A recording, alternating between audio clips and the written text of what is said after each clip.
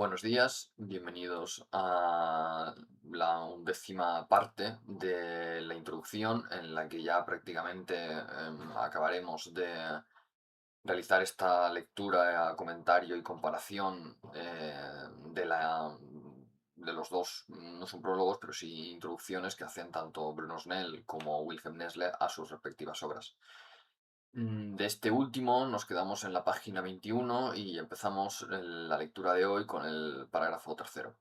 Dice así: la concepción helénica de la naturaleza es de la mayor importancia para la comprensión de la religión y del pensamiento de los griegos. No hay en sus concepciones ninguna contradicción entre la naturaleza y lo divino. Contradicción, apunta, que existe en el monoteísmo judeocristiano, sino que la naturaleza misma es divina. No hay creación desde la nada, idea imposible para un griego, ni por tanto tampoco sentimiento de criatura en el hombre. El griego no conoce más que una transición a partir del caos, estado aún desordenado de los elementos, hacia un orden universal, el famoso cosmos, ¿no? Para comentar esto, pues simplemente cabe recordar que pues,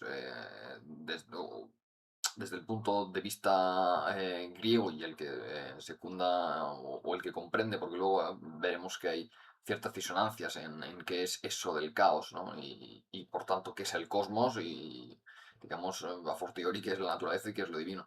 Pero bueno, más allá de esto, a lo que entraremos posteriormente, pues sí conviene decir que desde esta cosmovisión griega no se parte ex nihilo, es decir, no hay un acto creador, por tanto tampoco un ente ordenador, o sea, creador. Lo que sí hay es precisamente un ente ordenador o una naturaleza que se ordena a sí misma o que en tanto que participa de la divinidad, digamos que reconoce que tiene un orden que le es propio, digamos, podríamos decir correcto, por contraposición al caos primitivo que viene dado, es un estado que viene dado, no se crea el caos y a partir de la creación del caos entonces se crea o se ordena el cosmos, sino que parece que es un estado pues dado primitivo.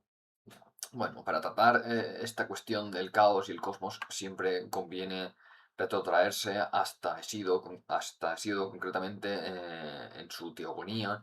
Entre los versos 116 y 123 aparece esta noción del caos, ¿no?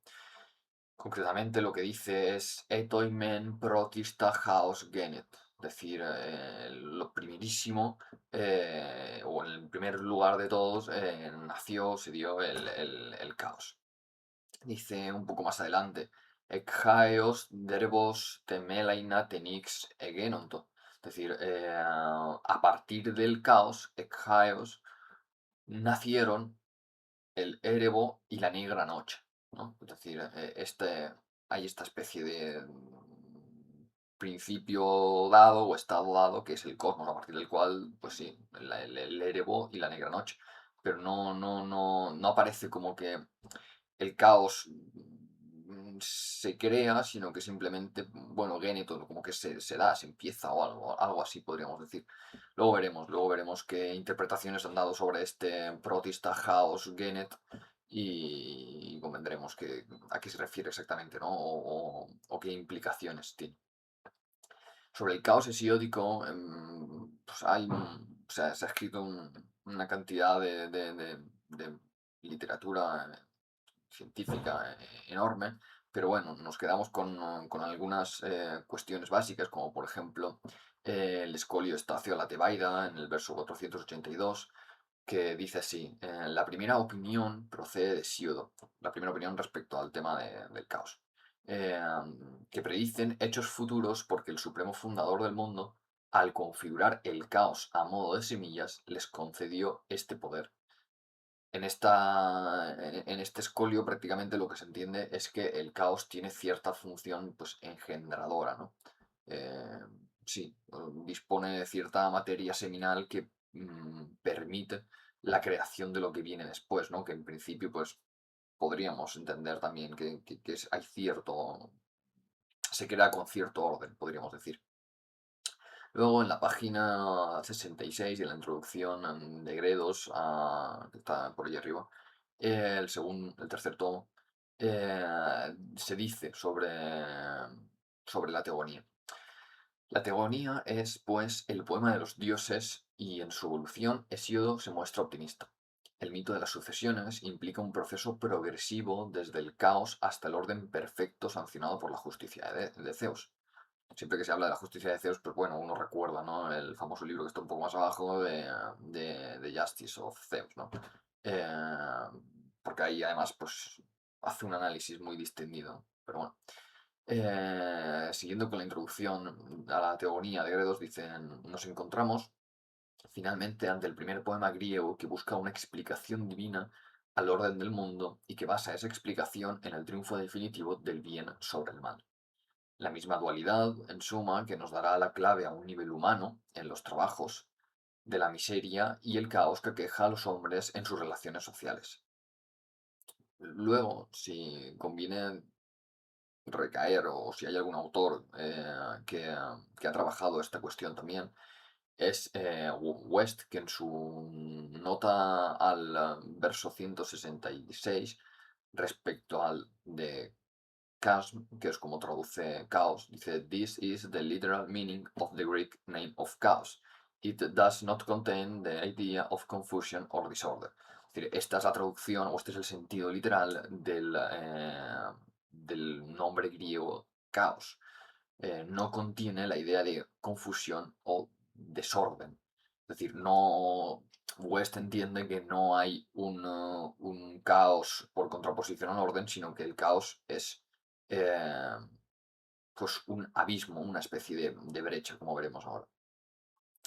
Luego, pues, por supuesto, esta traducción de West y comentario a la teogonía de Hesíodo ha sido, bueno, pues criticado, ¿no? En algunos puntos y precisamente uno de esos puntos donde se ha centrado gran parte de la crítica respecto a la lectura que hace o la interpretación que hace West de ciertos términos, como por ejemplo caos, pues recae precisamente, ¿no? Aquí en estas dos líneas que hemos leído a propósito del verso 166.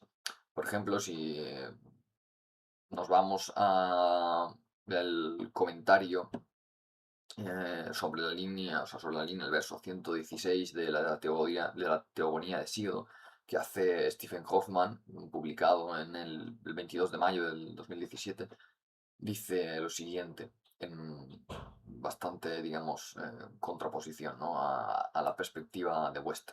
Dice: traducir Chaos como abismo, tal y como lo hace West en su página 192, no hace más que trasladar el peso de la exégesis a otra palabra igualmente oscura que comienza por G o por Ja, y que, según Chantrain, indica privación. Tenemos aquí, recordemos que cuando vamos a Chaos en el diccionario de Chantrain, dice que para la noción de caos podemos ver Frisk con el trabajo, digamos, ulterior de Karl, Chaos un Tartaros Inesiots Theogony. Luego, por supuesto, cita a West precisamente, su página 192-193, en la que, a partir de la cual hace su comentario Stephen Hoffman. Y sí que dice que añade cierta, o que en la propia naturaleza del caos, pues hay un poco esta idea de privación, ¿no? La compara luego con el grupo de verbos jaino, jasco, eh, también con erebos, con erebnos, como si hubiese, digamos, una separación de algo, ¿no? Bueno, si seguimos con lo que decía Stephen Hoffman, lo que tenemos es que mm, ahí es, digamos, a donde se traslada, ¿no? El peso de la exégesis si traduces, pues usando la misma palabra, que tampoco, digamos, es un concepto especialmente claro, ¿no? El del abismo. Eh, en cualquier caso, continúa Hoffman. El recuerdo demasiado apresurado de West a la distinción convencional entre cosmogonía y teogonía le permite descartar las importantísimas primeras etapas de la teogonía de Hesíodo como mero telón de fondo. West compara este escenificado de forma poco acertada con la construcción de una casa, en su página 192. La irrupción de Chaos debe pasarse por alto en favor de lo que West considera la parte interesante de la teogonía, la historia de los hijos de Urano. West tiene en parte razón al rechazar la opinión de Wilamowicz, Cornford y Kirk Raven, Scofield, de que el Haos de Siodo representa la brecha, lo que decíamos antes, entre la tierra y el cielo, a pesar de un uso incontestable de la palabra en este sentido en Bakilides 5.27, ¿no? Que es lo que en la página siguiente West apunta. Haos hace su aparición en la teogonía mucho antes de que lo haga la brecha entre la tierra y el cielo. Sin embargo, West pasa por alto el carácter esencial de brecha de Haos, que surge del hecho de que Haos no es solo un espacio, sino el espacio mismo. Haos, aquí diríamos con mayúscula, ¿no? O como podríamos decir, la espacialización, la recesión o autonegación. Es decir, no es un espacio, sino es el espacio mismo que se da. Es esta propiedad la que confiere al espacio su carácter de divisibilidad infinita, que Aristóteles consideraba su rasgo definitorio.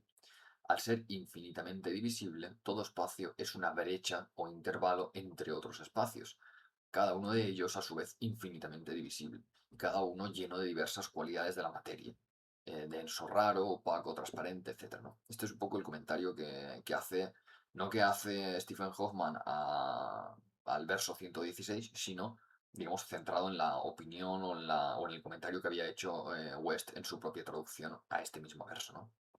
En cualquier caso, siempre conviene pues, acudir a otras fuentes y ver qué han dicho otros expertos. Por ejemplo, si nos vamos a Hesiod's Theogony, From Near Eastern Creation Myths to Paradise Lost, de Stephen Scully, publicado en 2015 por la Oxford University Press, en la página 25 nos encontramos la siguiente afirmación.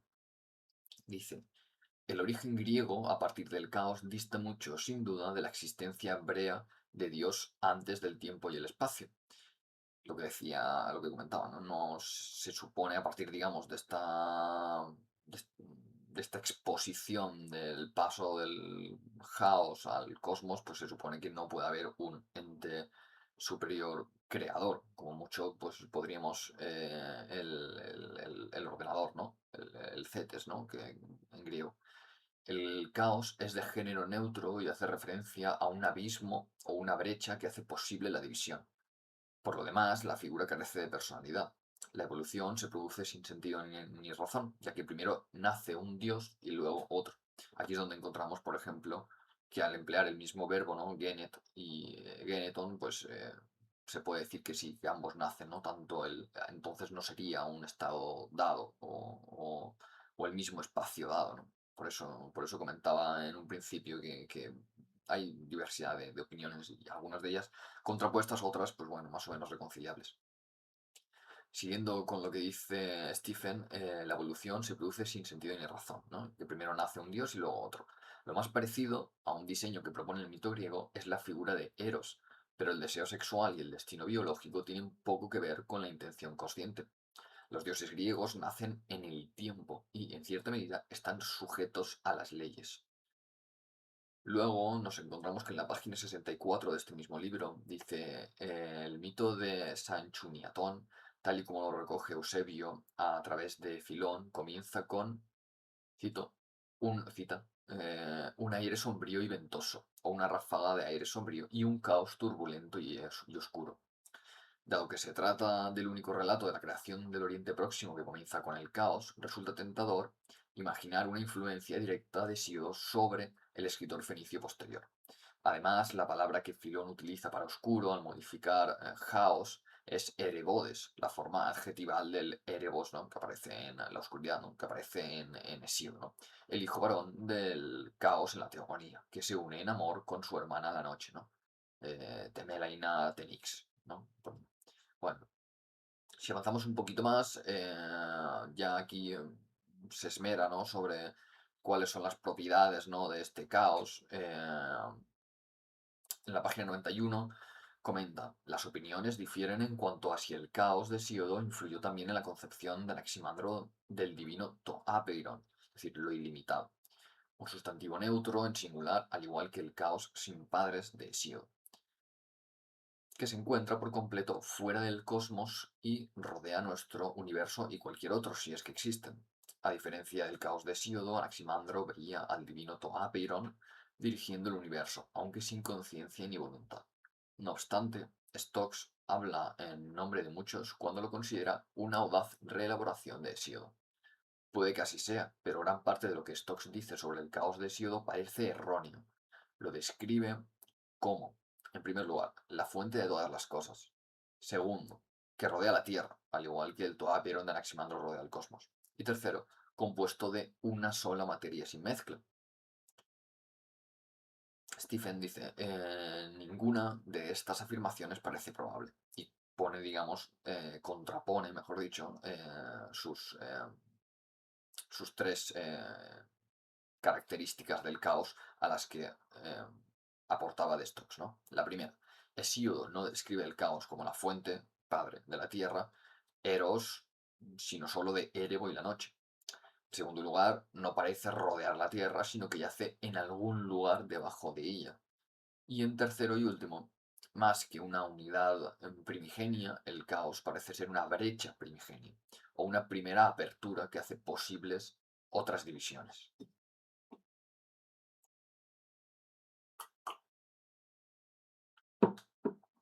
Bueno, en relación con esto, creo que conviene atender el texto publicado en Emérita, en el volumen 58, número 1 de 1990, escrito por Alberto Bernabé, que se intitula Kataten tu chronu taxin, el tiempo en las cosmogonías presocráticas. En la página 69 dice, este tipo de relatos, vas a ver las teogonías de Hesíodo, las órficas y la de Ferécides de Siros, pese a las variantes en detalle, tienen algunas características en común. La básica en todos ellos, como es bien sabido, es que ningún autor griego habla de creación del mundo. La creación de la materia era para los pueblos antiguos en general, a excepción del hebreo. Aquí, por ejemplo, Alberto Bernabé hace precisamente el mismo comentario, ¿no? O la misma concreción, la misma salvedad que hace Nestle, que hemos leído antes. Dice, la creación de la materia era para los pueblos antiguos en general, a excepción del hebreo, algo inconcebible. Lo que se produce es una ordenación de esta materia, que no es otro el sentido de cosmos. West, aquí también Bernabé comenta en la página 192 de West, en la que hace el comentario que hemos leído de 2 líneas sobre el de Casm, ¿no? Como traducción de House. Dice, West pone de relieve con acierto que mientras los demás escritores que tratan sobre la creación del mundo se imaginan un estado anterior y lo describen, tal narración se halla ausente del texto de Hesíodo. Su única información se reduce a lo siguiente, es decir, a ese verso 116 y, bueno, extensible hasta el 123 de la teogonía. No nos dice ni cómo surge caos, ni qué había antes, ¿no? Por eso aquello de protista chaos genet. Ni siquiera si había algo antes, ¿no? Resulta tampoco claro que ha dado pie a muchas interpretaciones erradas sobre caos ya desde antiguo. Por ejemplo, en su nota 19 comenta Alberto Bernabé que en Ovidio, las Metamorfosis, en el libro primero, aparece Rudis indigestae moles, ¿no? Luego Lucano y Zenón el Estoico se llega a la conclusión de que la más atinada de las antiguas, aunque anacrónica, es la interpretación aristotélica como espacio. Y de las que no están libres, autores modernos, ¿no? O sea, de las que no están libres se refiere a las interpretaciones erradas sobre caos. Aristóteles, en el texto que cita brevemente Bernabé, por extenso, dice, además, los que sostienen la existencia del vacío admiten también la existencia del lugar, ya que el vacío sería un lugar desprovisto de cuerpo. Así, por estas razones, se ha supuesto que el lugar es algo distinto de los cuerpos y que todo cuerpo sensible está en un lugar. Y podría parecer que Siodo hablaba con razón cuando hizo del caos la realidad primordial, cuando dice lo primero de todo fue el caos, luego Gea de amplio seno.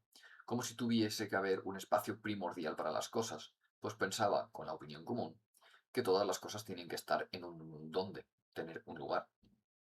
Continúa Alberto Bernabé diciendo, la interpretación de este pasaje ha de basarse en dos puntales, que es interesante porque los comentarios que hemos traído a colación, ¿no? Hasta ahora solo se han basado en la noción y que digamos hebras o que nociones semánticas rodean ese caos, ¿no?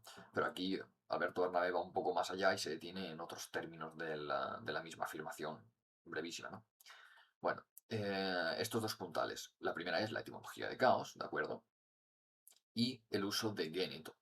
Por ejemplo, en la nota 22, en contrapie de página, dice: es de lamentar, por cierto, que West, en su excelente comentario a la obra ya citado, no aluda en absoluto a géneto en este pasaje y que tampoco se refiere a protista.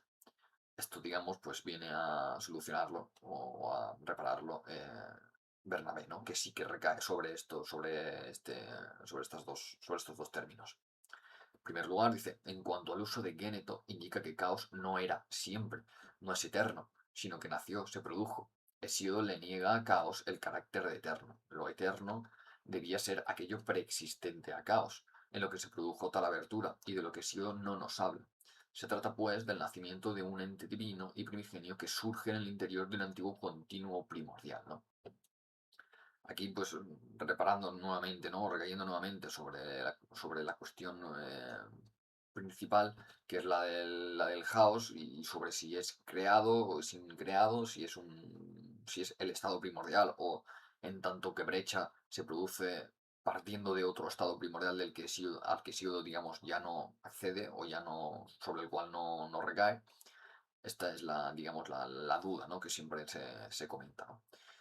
¿Cuál es digamos, la realidad de ese caos, ¿no? La producción de caos es el acontecimiento primerísimo, protista, al ser la primera modificación que se produce en el estado de las cosas. No quiere con protista indicarnos tanto que caos fue lo primero en orden, como que este fue el propio origen de los acontecimientos, es decir, del orden posterior, ¿no? Después de esto puede haber un autar evita, un luego. Es decir, primero se da la brecha y luego, pues, todo lo siguiente, ¿no? El nacimiento de caos, en tanto que producido protista, no es luego de nada, nos remite a un momento primigenio, antes de la ordenación del mundo. El reloj de los acontecimientos se pone en marcha con la aparición de caos. Se inicia la línea del tiempo, concebido como tiempo a acontecer. Es decir, tiempo siempre y cuando ocurra algo, ¿no? Porque, digamos, el tiempo anterior a ese protista en el que el caos se produce o nace, tomando, digamos, más literalmente, ¿no? Este Genet, pues no es tiempo sin más, porque no ocurre nada. Es decir, podría ser un segundo o un milenio. No ocurre nada, así que no hay diferencia ninguna, ¿no? Bueno, si volvemos a Nestle, continúa el autor en su introducción. También los dioses son intramundanales y pertenecen a ese mundo ordenado dividido en los tres pisos del Hades, la tierra y el cielo. Por ello, y pese a la superior sabiduría y al superior poder de los dioses, a su imperecibilidad y a su eterna juventud, no existe entre ellos y los hombres ningún abismo insuperable, sino que unos y otros son, según la expresión de Píndaro, hijos de una misma madre. Lo que une a ambos y les diferencia del animal es el espíritu, el pensamiento y su fuerza, la chispa prometeica por la cual participan los hombres de lo divino. ¿Qué es lo que dice Píndaro exactamente en su sexta Nemea? Bueno, en los primeros versos dice gen andrón, gen theon genos, ¿no? Una misma es la raza de los hombres, una misma la de los dioses. Ekmias de Neomen matros amphóteroi, es decir, y de una misma madre nacidos ambos. Diergei de Pasac Crimena Dynamis, Tomen Uden, Jode Halkeos, Asphales, Ayen, Gedos, Meni, Uranos, Alati Proferomen, Empan, Emegan, Non, Etoi, Fisin, Athanatois, Kuiper Efamerian, Uk Eidotes, Ude Metaniptas, Ame Potmos, Hoyan, Tin Egrapse, Dramein, Potistazman. Es decir, recogiendo, ¿no? También los primeros versos: una misma es la raza de los hombres, una misma la de los dioses, y de una misma madre, nacidos, alentamos unos y otros. Pero nos separa un poder todo diverso, por modo que nada es la una, mientras el cielo broncíneo permanece siempre en asiento. Es decir, nosotros no somos nada, y el cielo, pues con la tranquilidad de ser cielo, digamos, ¿no? De ser divino. Pero en algo con todo nos acercamos, sea en nuestro espíritu grande, sea por la naturaleza, a los inmortales, aunque ni durante el día ni en la noche sabemos nosotros hacia qué meta nos prescribió correr el destino. Es decir, nos acercamos bien por nuestra longanimidad, ¿no? Etimológicamente, ¿no? O bien por nuestra naturaleza a los dioses inmortales, porque en definitiva somos hijos de una misma madre. Si bien la distinción no menor entre unos y otros es que nosotros, ni de día ni de noche, sabemos exactamente qué es lo que está escrito que va a ocurrir, ¿no? Es decir, cuál es la meta que nos prescribió correr el destino. Mientras que en principio, pues claro, los dioses sí tienen, digamos, acceso a esa información privilegiada, podríamos decir. Simplemente traigo aquí a colación de forma muy breve, porque ya se me ocurrió pensar, bueno, qué dijeron respecto a a esta, digamos, poca diferenciación entre dioses y hombres en la cosmovisión griega. Ya dije, bueno, a ver qué comentan autores posteriores, ¿no? Por ejemplo, los padres de la Iglesia, etcétera. Bueno, pues simplemente traigo a colación dos pasajes extremadamente breves, ¿no? Sobre Clemente de Alejandría, que en los Estrómata, en su libro séptimo, apartado D, ¿no? Sobre las supersticiones de los griegos, hace dos comentarios muy breves a, digamos, la puerilidad de la concepción divina de los griegos, ¿no? En primer lugar, dice, como los griegos suponen que los dioses son antropomorfos y que están sujetos a pasiones humanas, y de igual manera que cada uno describe las formas de aquellos dioses semejantes a las propias, como dice Genófanes. Los etíopes los describen negros y de nariz aplastada, los tracios rubios y de ojos azules, ¿no? El fragmento 21b de Genófanes. También les modelan con las almas semejantes a ellos mismos. Así, los bárbaros les imaginan salvajes y de costumbres crueles, pero los griegos más cultivados, pero apasionados. Esto es lo que se ha criticado siempre, ¿no? Sobre la idea del dios griego, ¿no? Que pues sufre pasionalmente tanto como el hombre de a pie, ¿no? Dice, bueno, entre ellos los dioses son engañados por los hombres mismos y aparecen peores que los hombres cuando nosotros les engañamos. Es decir, se mueven, ¿no? Su corazón, digamos, o su ánimo se agita tanto como el humano, ¿no? Bueno, siguiendo con Nestle, dice, tampoco conoce el griego más relevación divina que la que encuentra en la naturaleza y en el ser espiritual del hombre mismo. No tiene el griego escritura sagrada, ni dogmas, ni iglesia, ni clase sacerdotal especial que se encuentre más cerca de la divinidad que los demás mortales.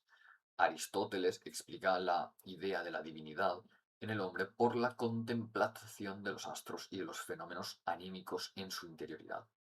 Por ello, el conocimiento de la naturaleza lleva cada vez más adentro en el conocimiento de lo divino, y jamás en el ámbito del espíritu griego podrá pensarse que el pensamiento, la más divina fuerza del hombre, pueda quedar en contradicción con una revelación divina a la que tuviera que someterse.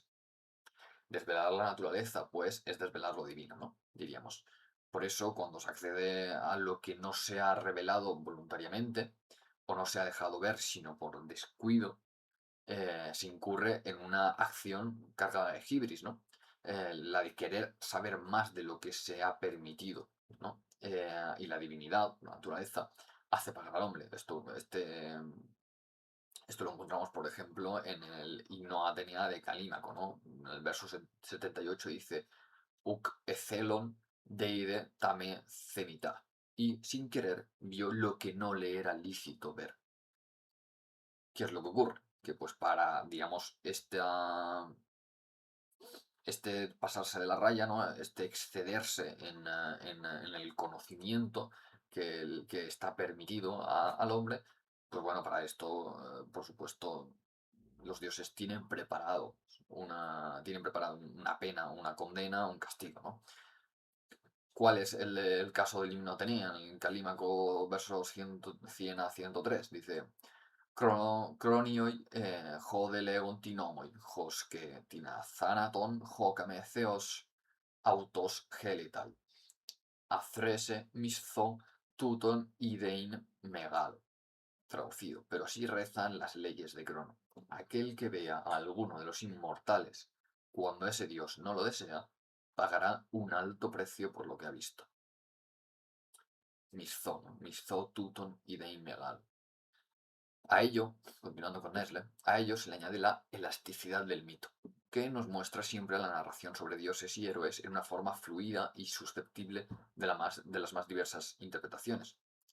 La religión se limita en lo esencial, la santificación de la realidad objetiva. Su contenido ético es escaso y se deposita en las leyes no escritas, universalmente reconocidas y que determinan la conducta consuetudinariamente, sin necesidad de formulación rigurosa. Para esto de las leyes no escritas y el derecho, digamos, consuetudinario y la interpretación de las leyes, todo esto, ¿no? Y cómo va cambiando eh, la cuestión del nomos, ¿no? Y otros términos que quizá aluden más a lo establecido por las mores, ¿no? Que a lo establecido, digamos, en la letra, lo gramatical, ¿no? Pues bueno, por ahí está el libro de La ley en la Grecia clásica, me parece, si no recuerdo mal, de Jacqueline de Romilly, que está bastante bien también.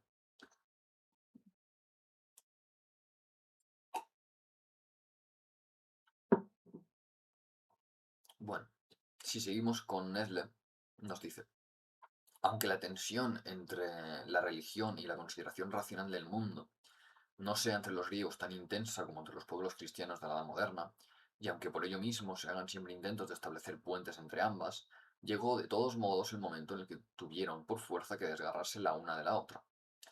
En cuanto se planteó en efecto al mito la cuestión de la verdad, tuvo que quedar de manifiesto que su fantasía gráfica e imaginativa no coincidía con la realidad.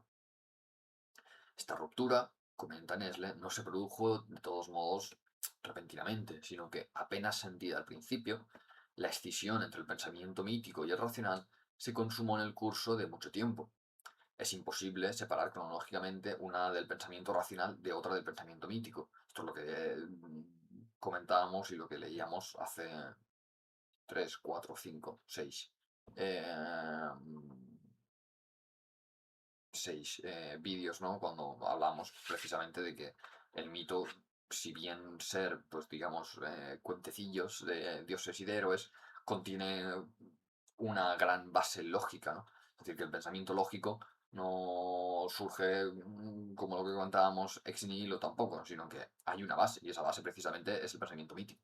Bueno, el modo de representación mítico-religioso persiste, especialmente entre la masa de la población hasta fines de la antigüedad, mientras que en la clase alta culta y dominante la filosofía se convierte en sustitutivo de la religión. En su último grado, dice un poco más adelante, la religión antigua puede compararse con creciente exactitud con un árbol muerto internamente vacío y corroído, que no podrá prestar resistencia a la tormenta de una religión nueva, el cristianismo. Aquí cambia Nesle un poco de tercio y se va a la figura del sabio, ¿no? Aquel, digamos, de clase alta que se da a la filosofía como forma de comprender y de cribar, ordenar el mundo por contraposición, aunque embebida, digamos, del pensamiento mítico y de los mitos del pueblo de a pie, ¿no? La masa de población que persiste, ¿no? Donde persiste esta representación o este modo de representación mítico-religioso es, por supuesto, pues el sabio, ¿no? El que conoce, el que sabe, el que tiene un poco más de luz sobre la realidad, digamos. Bueno, Nesle dice, el portador de ese desarrollo es el sabio griego, mientras que otros pueblos tienen santos y profetas que les imparten instrucción, el griego mira a sus sabios. Por supuesto, esta última oración, pues, te lleva directamente a Nietzsche, ¿no? Porque la filosofía en la época de los trágicos griegos, de 1873, ¿no? Pero, por ejemplo, en la edición del Club Diógenes del 2003, dice Nietzsche, mismamente, el primer albor de la filosofía en el suelo griego, la sentencia de los siete sabios, constituye un trazo claro e inolvidable aportado a la imagen del helénico. Otros pueblos tienen santos, los griegos tienen sabios. Con razón se ha dicho que un pueblo no se caracteriza tanto por sus grandes hombres como por la manera en que los reconoce y venera. En otras épocas, por ejemplo, pues cómo reconoció Atenas a Sócrates, matándole. Bueno, en otras épocas el filósofo se presenta como un peregrino solitario y accidental, marchando al azar a través del más hostil de los ambientes, o bien pasando inadvertido y sigiloso, o bien abriéndose paso con los puños apretados. Solo entre los griegos no es accidental el filósofo.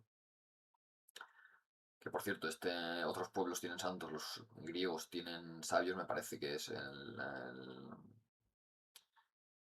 son unas palabras que recoge, ¿no? Carlos García Gual en su obra Los siete sabios y tres más, ¿no? Que comentaremos posteriormente. Volviendo con Nesle, dice, la palabra sabio, sofos, etimológicamente emparentado con safés, claro, preciso, suma desde el principio en su significación el conocimiento teórico y su aplicación práctica, es decir, literalmente teoría con praxis, ¿no? Un saber hacer, un ser capaz de algo. La denominación Sofía se encuentra por primera vez en la Ilíada, en el canto decimoquinto, verso 412. Dice, Téctonos en Palamesi daémonos, hora te pases eu eide, Sofíes hipocemosinesin acenes, es decir, en las manos de un buen carpintero que bien se conoce su arte a fondo por la inspiración de Atenea, ¿no? Lo de bueno, ahí aparece, ¿no? Sofías, ¿no? Conoce bien su arte a fondo. Eh, en boca de un constructor de naves, ¿no? Aparece esto. Pero también el artista, el poeta y el músico, así como el vidente y el médico, el maestro de una ciencia, reciben todos ellos el apelativo sofos.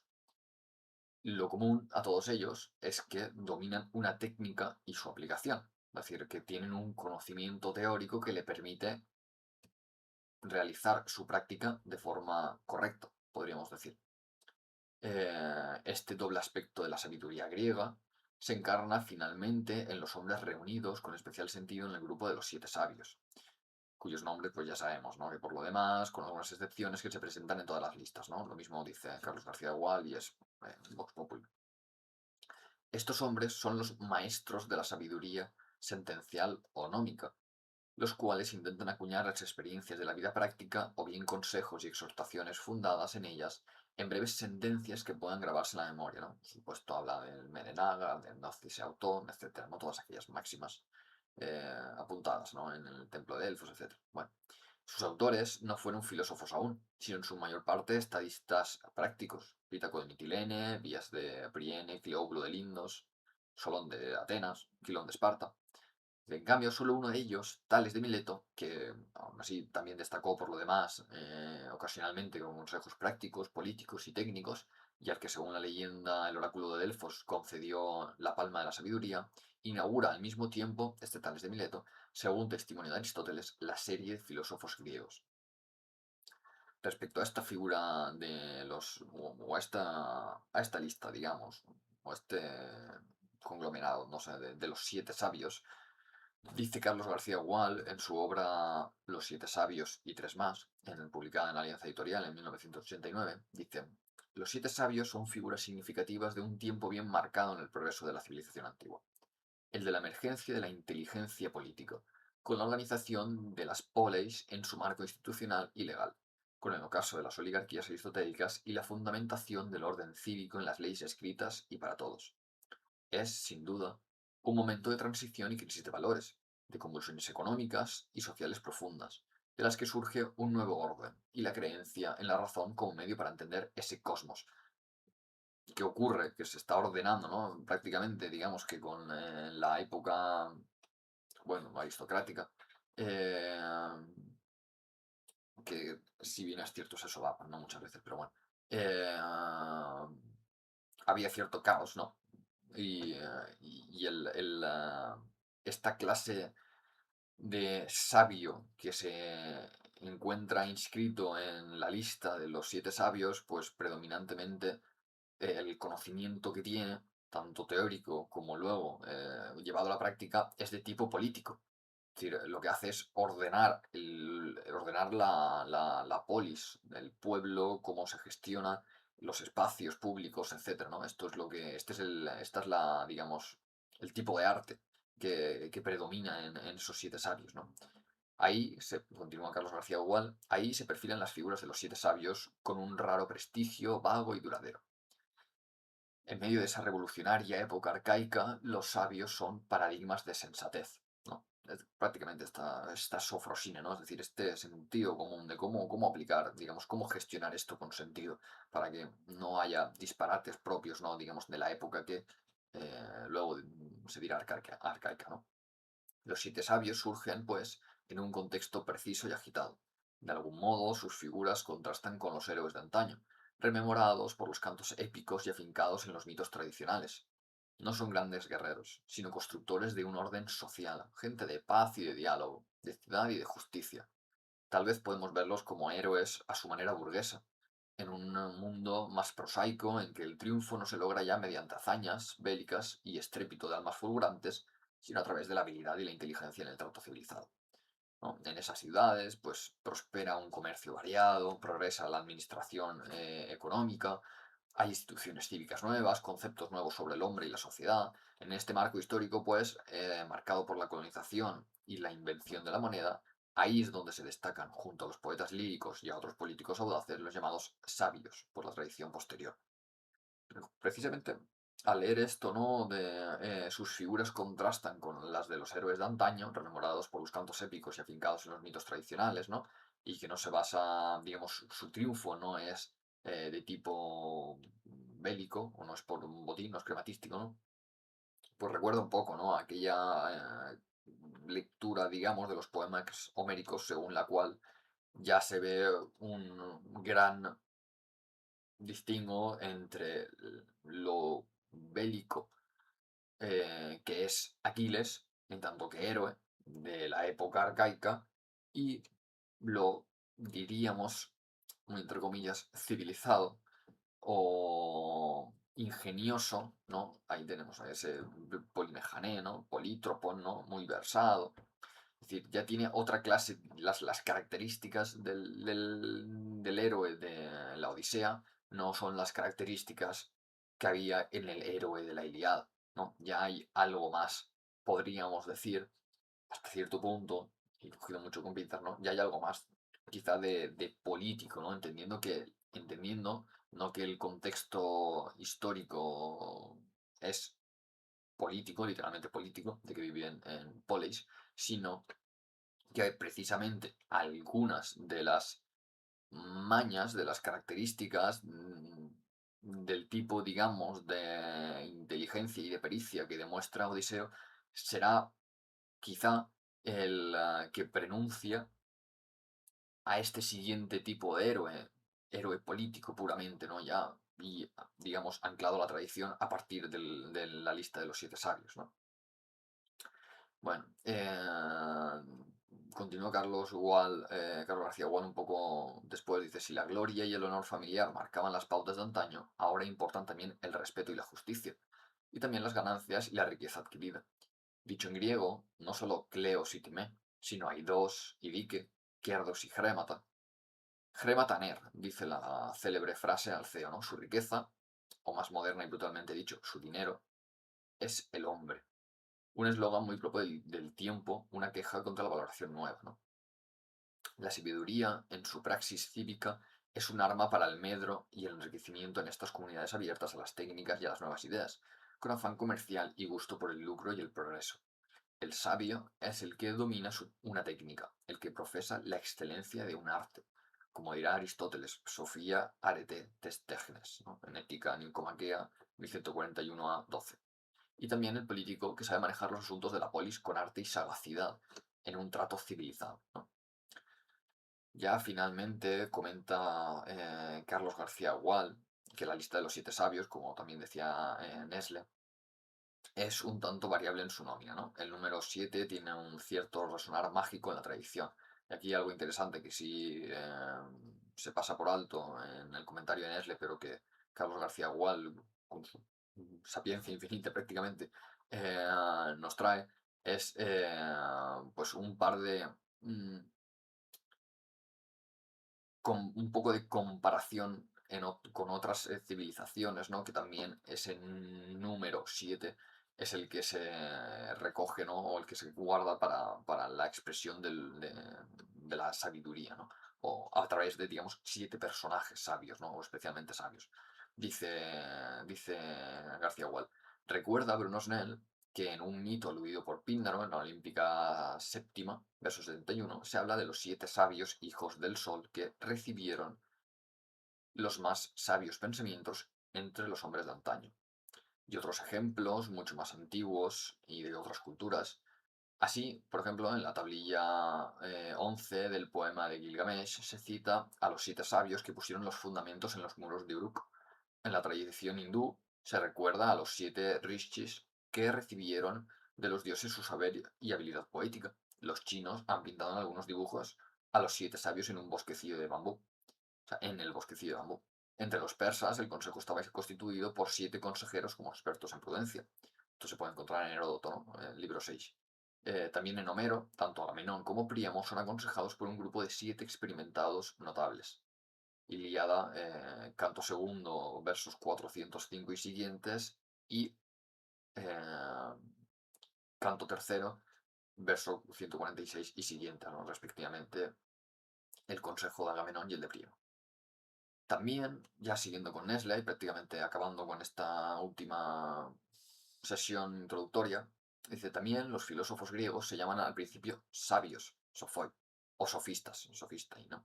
O también por el tema principal de su investigación, que es la naturaleza, físicos, ¿no? En griego physikoi. Hasta que más tarde, en el círculo socrático, probablemente la voz filósofos cobra su significación técnica. El doble significado de la palabra sophos, que es conocedor y técnico práctico, se manifiesta aún en los más antiguos pensadores filosóficos, ya sea en su actividad política, ya sea en la valoración práctica de sus conocimientos. Y aunque la filosofía va gravitando cada vez más hacia el lado teorético, en la medida en que su fin principal es el conocimiento puro de las cosas, vuelve, sin embargo, a recoger la antigua significación doble de la sabiduría en cuanto entran en su perspectiva los problemas éticos. Y como para los griegos la conducta correcta depende siempre del conocimiento verdadero, la filosofía se convierte en el arte de dominar la vida, y su tarea es el dominio del mundo por el conocimiento. No pasó mucho tiempo hasta que descubrió que los dioses del mito son criaturas, descubrió la filosofía, ¿no? Que los dioses del mito son criaturas de la fantasía humana y espejo del carácter y de las costumbres de los pueblos que los veneran. Con ello, entró la filosofía en contradicción con la religión nacional. Los dioses personales son destronados por la filosofía, ¿no? Recordemos que pues la sentencia, o sea, la acusación contra Sócrates, aparte de la corrupción de los jóvenes, es precisamente la introducción de nuevos dioses en la ciudad, ¿no? La Sevilla, ¿no? Eh, en su lugar, aparece en la filosofía una divinidad total, unas veces inmanente y otras trascendente, que domina dinámicamente el cosmos, en la medida en que éste no es concebido como un mero mecanismo. Esas ideas van difundiéndose por círculos cada vez más amplios gracias a la acción de las múltiples escuelas filosóficas a partir del siglo IV, a exposiciones orales, a la escena y a una difundida literatura que en parte es estricta y rigurosamente filosófica y en parte divulgadora. El culto naturalmente, sigue desarrollándose sin limitaciones y no hay sino un número reducido de ateos explícitos. Hay hay un libro que ahora no recuerdo en el que se hace una relación, o era no sé, no sé si una tesis, bueno, se hace una relación de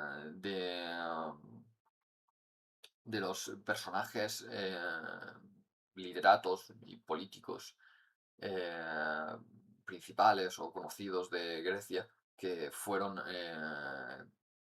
acusados de asebella, algunos condenados y muertos, como Sócrates, otros pues exonerados, ¿no? O se libraron de la condena o de la acusación, ¿no? Que me parece que uno de los, no sé si es eh, Sófocles, me parece que un tragediógrafo, un comediógrafo fue también acusado de asebella.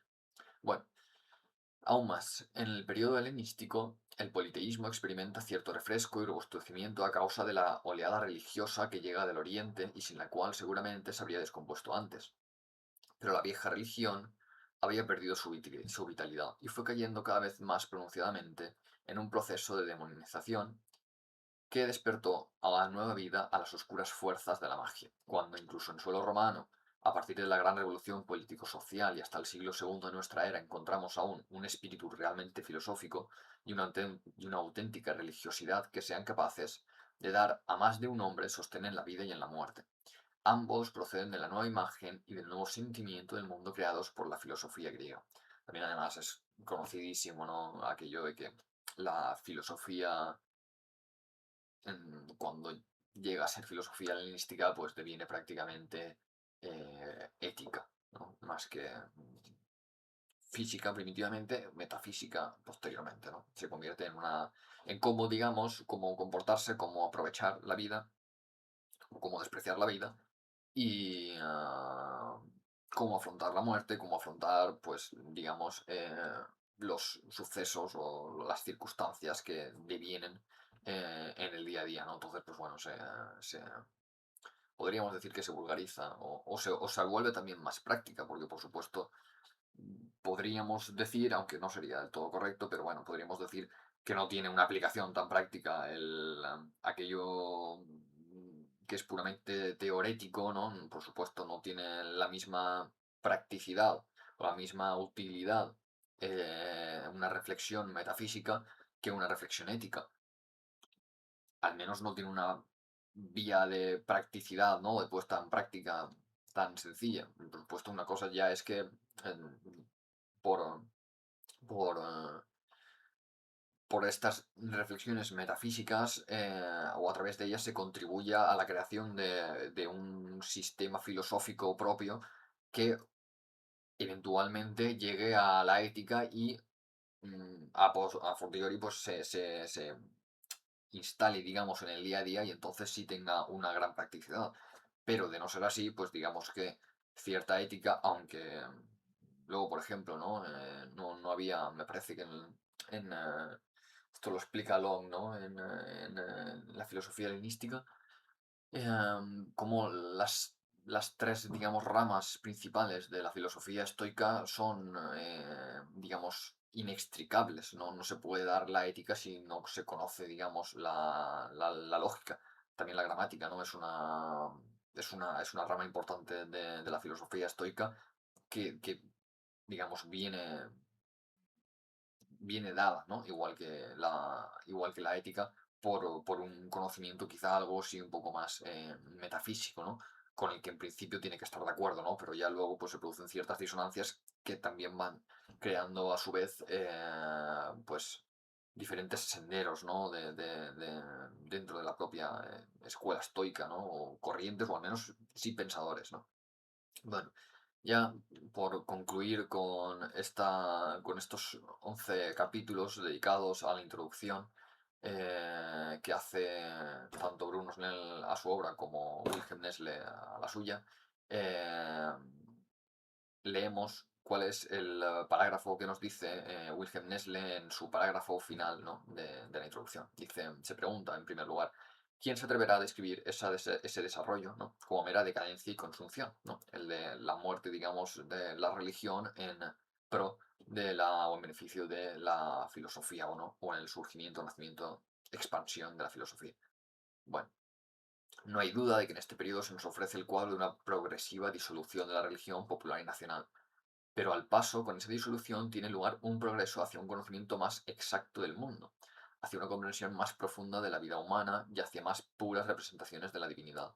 Se trata de un proceso necesario que surge del íntimo ser del hombre mismo y de sus leyes. Respecto a este proceso necesario, pues creo que quizá conviene recordar, ¿no? Aquello que vimos, me parece, si no recuerdo mal, en el capítulo 2, ¿no? O 3 sobre aquello de la diferencia, ¿no? Entre si se inventa, ¿no? Este paso o se descubre, ¿no? Y pues casi que eso de proceso necesario apunta aquí Nestle en consonancia con aquello que decía Bruno Snell, ¿no? De que efectivamente es un descubrimiento en tanto que aparece como que dado, ¿no? Como que eclosiona en el corazón, en el alma y en el pensamiento y en la vida griega, humana, pero griega, eh, más que pues simplemente pues se produce un viaje, ¿no? a Oriente, lo que sea, y pues ahí comprendes algo, luego te lo llevas y lo remodelas o hay una invención casi consciente, ¿no? Yo creo que aquí Nestlé, pues con estas palabras,